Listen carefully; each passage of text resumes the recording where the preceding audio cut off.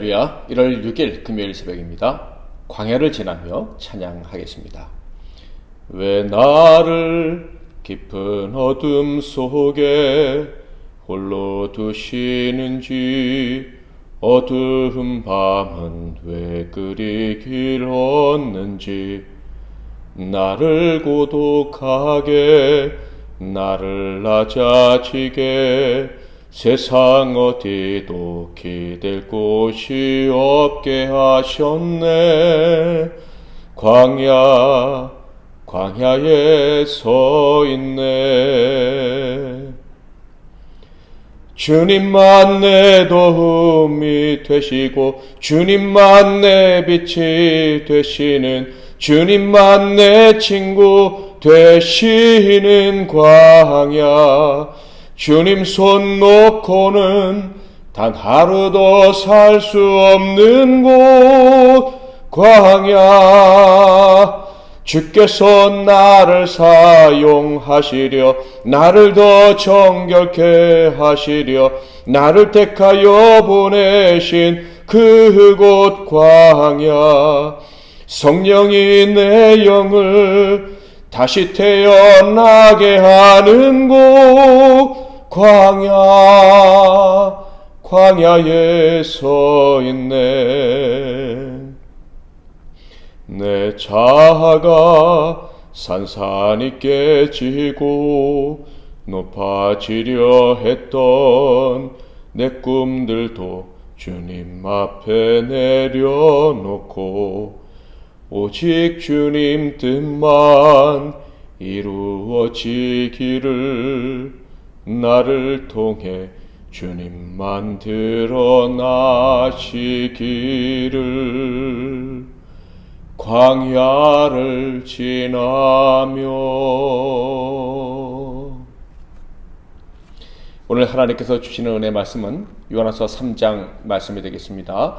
요나서 3장 말씀 중에서 4절과 5절 말씀을 봉독해 드리겠습니다. 요나가 그 성읍에 들어가서 하루 동안 다니며 외쳐 이르되 40일이 지나면 니느웨가 무너지리라 하였더니, 니느웨 사람들이 하나님을 믿고 금식을 선포하고 높고 낮은 자를 막론하고 굵은 베옷을 입은지라.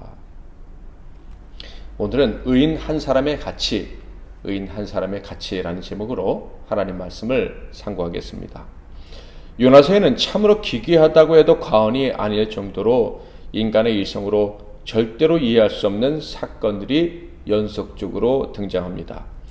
요나는 참으로 영광스러운 그리고 위대한 하나님의 선지자였음에도 불구하고 하나님의 명령을 거부하고 도망길에 오릅니다. 배를 타고 도망하던 중 감당할 수 없는 풍랑을 만났고, 자신이 죽어야 이 풍랑이 멈출 것이라는 역시 이성적으로 이해하기 어려운 판단 때문에 물속에 던져지게 됩니다. 그런데 그는 죽지 않았고 물고기 뱃속에서 3일을 생존하다가 살아나게 되었습니다. 2장 10절, 여호와께서 그 물고기에게 말씀하시매 요나를 육지에 토하니라. 당연히 이 모든 일을 겪은 후 그는 정신을 차리고 사명을 감당하게 됩니다. 즉 하나님이 명하신 대로 니느웨로 갔다라는 거예요. 물론 물고기가 그를 뱉어낸 후에 바로 간 것은 아니었습니다. 시간적 간격이 얼마나 되었는지는 알 수 없지만 살아난 후에 니느웨로 간 것은 맞는데, 성경은 그가 니느웨로 갔던 이유가 하나님께서 또다시 그에게 명령했기 때문이라는 것을 분명히 말씀해 줍니다. 1절 2절, 여호와의 말씀이 두 번째로 요나에게 임하니라 이르시되, 일어나 저 큰 성읍 니느웨로 가서 내가 내게 명한 바를 그들에게 선포하라 하신지라. 저는 1절과 2절을 읽으면서 이런 생각이 들었습니다. 만약 하나님께서 두 번째로 명령을 내리지 않으셨어도 니느웨로 요나가 갔을까라는 것이죠. 물론 확답은 할 수 없습니다. 그래서 나 같으면 어떻게 했을까라는 생각을 해보게 되었죠. 저 같으면 하나님께서 은혜를 베풀어 주셔서 기적으로 살아난 것은 맞습니다. 즉 불순종에 대한 벌을 받았으나 용서를 받은 것도 확실합니다. 그렇지만 용서를 받고 구원을 받았으나 이런 의심이 들었을 것 같아요. 바로 나 자신에 대한 의심이죠. 나 같은 자가 과연 선지자의 사명을 계속 감당할 수 있을까라는 의심 말입니다. 은혜로 다시 살 수 있는 기회, 곧 구원은 받았지만 서원을 갚겠다는 말씀도 드린 것도 맞지만 주님의 말씀을 맡아 전하는 일을 다시 하겠다라는 용기를 내기는 어려웠을 것 같습니다. 정말 자신은 자격이 없다고 생각하고 도망가고 싶었을 거예요. 또다시 말이죠. 나는 하나님의 선지자라고 감히 말할 수 없을 것 같고 또 사명도 내게서 사라졌을 것이다. 하나님의 사명을 거둬가셨을 것이다 라는 생각을 할 수도 있었을 것 같아요. 그런데 놀라우신 하나님께서는 언제나 사람이 얼마나 약하고 또 사악한 존재인지를 알고 사랑해 주십니다. 그래서요, 요나 역시도 그렇게 사랑하셨고 요나에게 사명의 말씀도 주셨기 때문에 하나님은 요나가 요동하는 것을 원치 않으셨습니다. 구원받은 자로서 또 이미 말씀을 받은 사명자로서 부끄러움 없이 당당하기를 원하셨다는 거예요. 용서받았으니 말씀을 받은 자, 말씀을 전하는 자로 다시 당당하게 일어서기를 원하셨다는 거예요. 그래서 그가 한없이 약해졌을 때 하나님은 아시고 또다시 그에게 말씀을 주셨던 것입니다. 그러니까 이렇게 한 사람이 하나님의 말씀을 듣고 또 듣는다는 것, 이게 얼마나 감사한 일입니까? 우리는 이미 경험을 통해서 잘 알고 있습니다. 아무리 믿음이 좋은 사람이라도 말씀을 듣고 또 듣지 않으면 넘어질 수 있다는 것을 말이죠. 그래서 하나님은요, 우리를 불쌍히 여겨주셔서 말씀을 들려주셨을 뿐만 아니라 또다시 들려주시는 거예요. 생명의 말씀을 우리에게 주셔서 살리시고 귀를 열어 듣게 하시고 또다시 생명의 말씀을 주시는 거예요. 그 말씀을 듣고 또다시 일어나서 우리의 길을 담대히 걸어가도록 격려해 주신다, 이런 말씀이에요. 그러니까 우리에게 예전에 들려주셨던 말씀을 오늘도 또다시 들려주신다는 것은, 이것은 우리에게 큰 축복인 거예요. 이렇게 말씀을 듣고 또 들을 수 있다는 것은 그야말로 특권 중에 특권인 것입니다. 바로 예수의 피로 대속함을 입은 의인들에게 주시는 특권이다라는 거예요. 제자들처럼 귀가 있어서 들을 수 있고 깨달을 수 있는 사람, 그들은 참으로 복된 사람들이고 그들은 의인들인 거예요. 바로 저와 여러분이죠.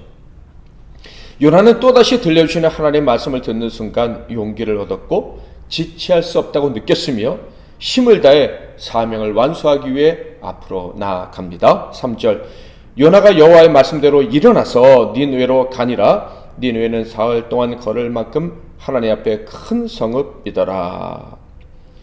드디어 그는 성읍 니느웨에 도착을 했는데요. 역시 변함없이 니느웨는 아수르의 수도였고요. 여전히 죄악된 도시였고요. 여전히 이스라엘의 원수된 나라의 수도였습니다.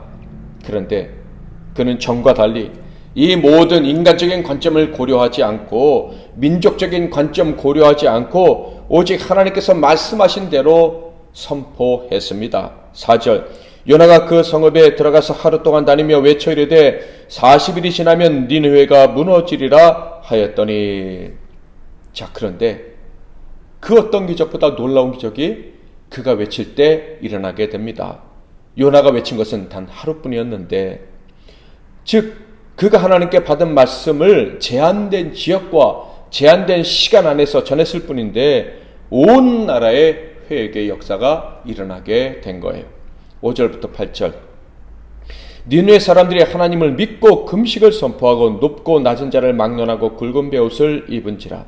이 일이 니느웨 왕에게 들림에 왕이 보좌에서 일어나 왕복을 벗고 굵은 베옷을 입고 제위에 앉으니라.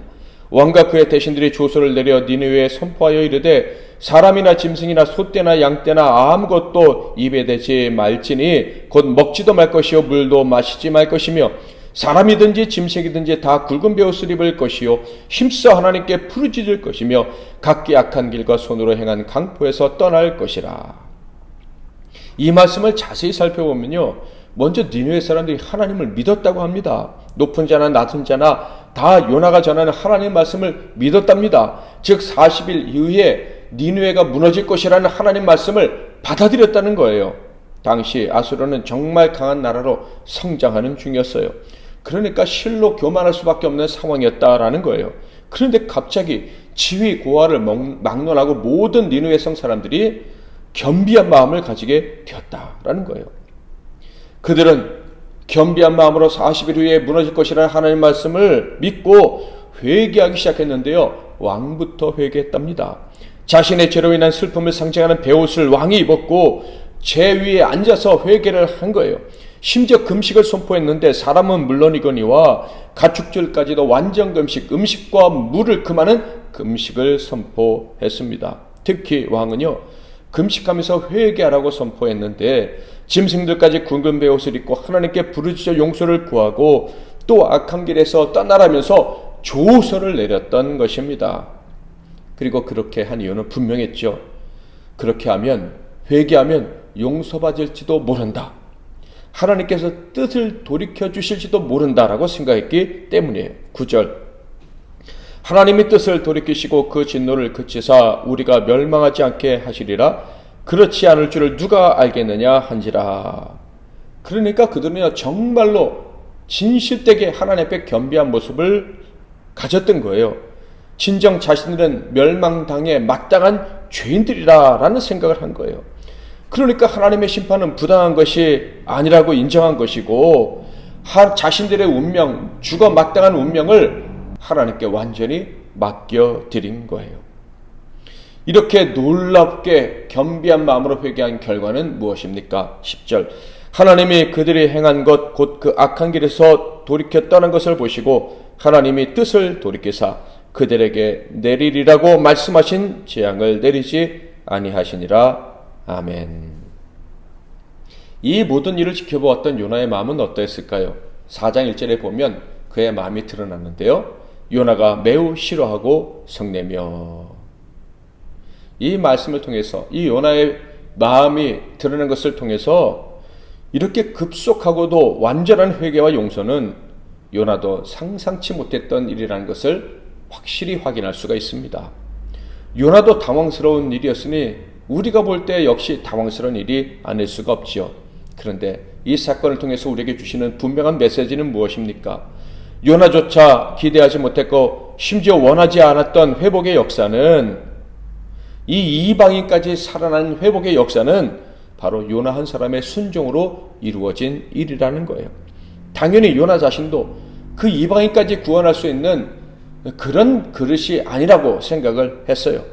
그 큰 역사가 자신을 통해 일어났다라는 것에 대해서 받아들이지도 못하고 화를 낼 정도로 기대하지 못했었다 하는 거예요. 그러나 분명한 것은 하나님께서 요나를 통해서 그 일을 행하셨다라는 거예요. 그러니까 아무리 부족해도, 심지어 사랑이 부족한 사람이라 할지라도 하나님께서 불러주신, 부르심을 받은 사람이고 말씀을 받았고 그리고 그 말씀에 순종할 수만 있다면 그를 통해서 너무나도 위대한 가치를 가진 일이 발생할 수 있다라는 거예요.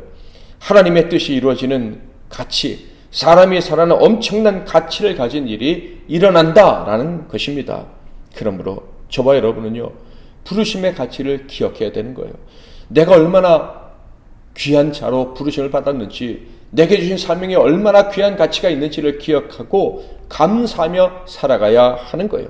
하나님이 사용하시려고, 하나님의 역사에 동원하시려고 나를 부르셨다는 것, 그러므로 내 인생은 너무나도 가치가 있다는 것을 기억해야 하는 거예요. 하나님께서 나를 통해서 행하실 일을 기대하면서, 기도하면서 순종하며 살아가야 할 것입니다. 올 한 해 순종하는 저희를 통해서 하나님이 큰 역사를 이루시되, 특별히 주님의 교회를 주님이 세우시는 그 역사에, 그 가치 있는 일에 우리를 사용해 주시기를 소망합니다. 기도하겠습니다. 말씀 붙잡고 기도하시고 승리하시는 오늘 하루 되시기를 바랍니다. 제가 먼저 잠깐 기도하겠습니다. 하나님 아버지, 오늘 말씀을 통해서 우리를 또한 또다시 깨우쳐 주시니 감사합니다. 아무리 부족한 사람이라 할지라도 하나님이 불러주신 자, 예수 그리스도의 보혈로 정결케 하사 의롭게 하신 자의 가치는, 그가 순종할 때에 나타나는 엄청난 역사의 가치는 너무나도 크다는 것을 다시 한번 가르쳐 주시니 감사합니다. 우리 삶은 하나님 말씀대로 이루어질 수밖에 없다는 사실을 먼저 믿게 하시고, 그리고 순종함으로 하나님의 계획하신 놀라운 일들을 우리의 삶을 통해서 다 이루는 우리 모두가 되게 하옵소서. 예수 그리스도의 이름으로 기도하옵나이다. 아멘.